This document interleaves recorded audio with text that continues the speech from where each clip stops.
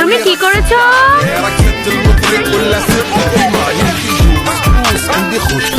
সে কি ব্যথা পাবে? পাক, তাই তো? ওকে তুমি ব্যথা দেওয়ার জন্যই ধাক্কাটা দিলে, তাই তো?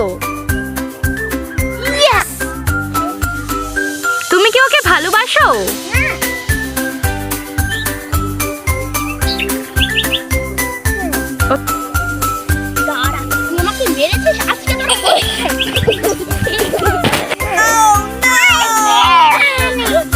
তুমি এদিকে চলে এসো।